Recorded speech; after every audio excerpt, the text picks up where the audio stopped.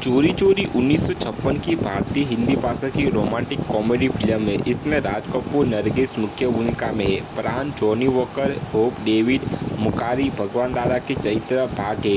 यह 1934 की अमेरिकी film it happen one night का रूपांतर है। यह मुख्य भूमिका में नरगिस और कपूर की एक साथ आखिरी फिल्म थी, जिसमें नरगिस ने कपूर का अभिनीत जागते रहो में एक छोटी सी भूमिका निभाई थी। गीत हसरत जयपुरी और शैलेंद्र द्वारा लिखे गए थे। चोरी चोरी के संगीत में लता मंगेशकर और मन्ना डे की आवाज़ में रोमांटिक गाने का आज सनम, ये रात भीगी भीगी, जहां मैं चाहती हूँ और लता का कॉमेडी नंबर सवा लाखा की लॉटरी शामिल थे। मंगेशकर और मोहम्मद रफ़ी पक्षी मन्नू, उड़ती फिरू और जहां मैं चाहती हूँ गानों के सीक्वेंस से टेक्निकल में शूट और रिलीज किए गए हैं। ये एवीएम प्रोडक्शन की पहली फिल्म थी जिसमें रंगीन दृश्यों को शामिल किया गया था। बाद में फिल्म को पूरी तरह से नया रूप दे दिया गया था और रंगीन बनाया गया था। कम्मो अपने विधवा बहु करोड़पति पिता गिरधारी लाल के साथ एक समुद्र जीवन शैली जीती है। वह चाहेगा कि वह किसी ऐसे व्यक्ति से शादी करे जो उनकी दौलत के पीछे ना हो। उसकी निराशा के लिए वह सुमन कुमार नामक एक पायलट से शादी करना चुनती है, जो महिला कारण और लालच के लिए जाना जाता है। जब वह नहीं मानता तो वह घर से भाग जाती है। उसके भागने की खबर रेडियो और अखबार में घोषित की जाती है और उसकी सुरक्षित वापसी के लिए 1.25 लाख का इनाम देने की पेशकश की जाती है।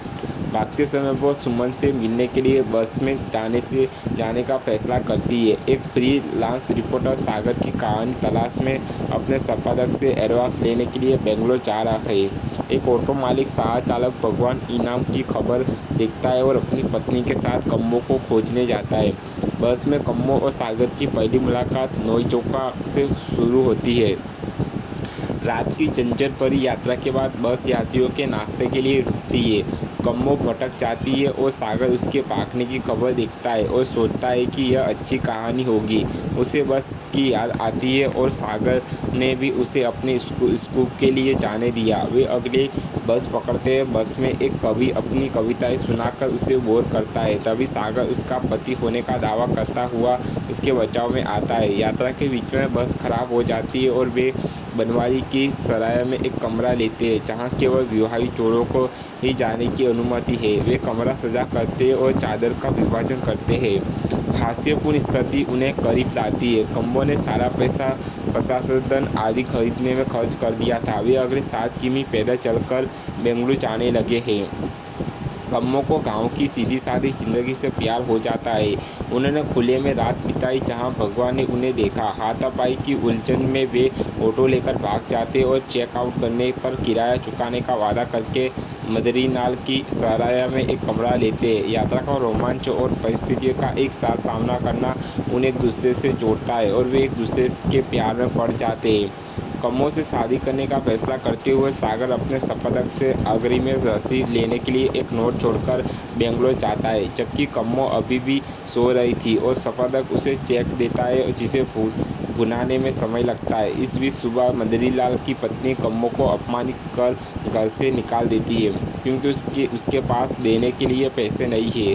कम्मो सोचती है कि सागर ने उसे कहानी के लिए छोड़ दिया है। वह एक घर से अपने पिता को फ़ोन करती है और उसे घर आकर ले जाने के लिए कहती है। वापस आते हुए सागर देखता है कि उसका काफिला जा रहा है। वो सोचता है कि उसने उसे छोड़ दिया है। दोनों निराश और निराशा महसूस करते हैं। वह एडवांस पैसे से भगवान से ऑटो खरीदता है।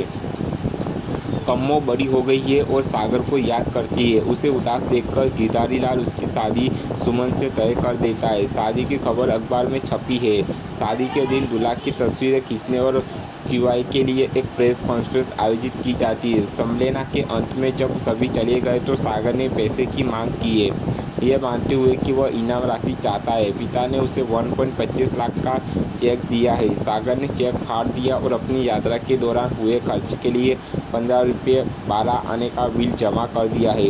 गलतफहमी के चलते वह फिर से सागर के साथ उसी ऑटो में भाग जाती है, लेकिन इस बार अपने पिता की सहमति से हमेशा खुशी से रहने के लिए मंजूरी ले लेती है।